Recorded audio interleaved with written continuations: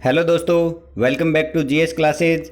दोस्तों, आज हम इस वीडियो में चर्चा करेंगे वरिष्ठ अध्यापक भर्ती 2018 संस्कृत विभाग, जिसकी वेटिंग लिस्ट के बारे में इस वीडियो में चर्चा करेंगे, क्योंकि वर्तमान में इसकी नियुक्ति प्रक्रियाएं चल रही है कि जो पद हैं उनके ऊपर सरकार इनको नियुक्ति दे रही है। तो इसमें वेटिंग लिस्ट आ सकती है, नहीं आ सकती है, और अगर वेटिंग लिस्ट आ सकती है तो कितनी वेटिंग लिस्ट आ सकती है और कब तक इसकी वेटिंग आ सकती है, इन सभी तथ्यों पर आज हम बात करेंगे। तो दोस्तों, इससे पहले अगर आप मेरे चैनल पे प्रथम बार विजिट कर रहे हैं तो मेरे चैनल को सब्सक्राइब करें, पास में बेल आइकन है उसको प्रेस करें ताकि आने वाले नए वीडियो की नोटिफिकेशन आपको सबसे पहले मिल सके। दोस्तों, मैं इस चैनल के ऊपर शिक्षा से संबंधित और जो राजस्थान की गवर्नमेंट द्वारा जो जॉब निकाली जाती है उनसे संबंधित कोई भी न्यू अपडेट होती है वो सबसे पहले लेकर आता हूँ। तो देखते हैं दोस्तों, मैं आपको बता दूं कि जो संस्कृत शिक्षा विभाग है उसमें सरकार नियुक्ति प्रक्रिया जारी कर रखी है, उसमें नियुक्ति दे रही है। तो दोस्तों, इसमें वेटिंग लिस्ट आना 100% संभावना है। तो दोस्तों, इसके पीछे 2-3 तर्क है और इसकी वेटिंग लिस्ट कब तक आ सकती है उसके बारे में मैं बताऊँगा। तो इससे पहले मैं आपको बता दूँ कि इसकी वेटिंग कितनी आ सकती है। तो दोस्तों, प्रत्येक सब्जेक्ट में कम से कम 10 से लेकर 15% सीटें खाली रहने की संभावना है। तो इसके पीछे तर्क ये है दोस्तों कि जो वरिष्ठ अध्यापक सामान्य भर्ती थी तो उसमें और जो संस्कृत शिक्षा विभाग इनमें तो दोनों की परीक्षाएं भी एक साथ हुई थी और दोनों का रिजल्ट भी एक साथ ही आया था।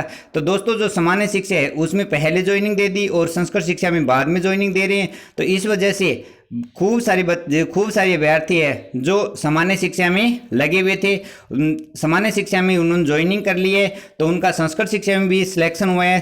तो वो बच्चे इसमें ज्वाइनिंग नहीं करेंगे क्योंकि उन्होंने ज्वाइनिंग कर ली है। तो इस वजह से तो इसमें 10 से 15% नियुक्ति मिलने की पूर्ण संभावना है। इतनी सीटें तो खाली रहने की पूर्ण संभावना है। और दोस्तों, इसकी वेटिंग लिस्ट कब तक आ सकती है तो इसके बारे में आपको बता दूं कि जो संस्कृत शिक्षा विभाग है अभी तक ऑनलाइन नहीं था, कि इसका काम शाला दर्पण पोर्टल पर नहीं होता था, लेकिन अब पिछले दिनों में जो संस्कृत शिक्षा मंत्री है उन्होंने संस्कृत शिक्षा विभाग को भी ऑनलाइन कर दिया है, शाला दर्पण पोर्टल के ऊपर इनको अपडेट कर दिया है।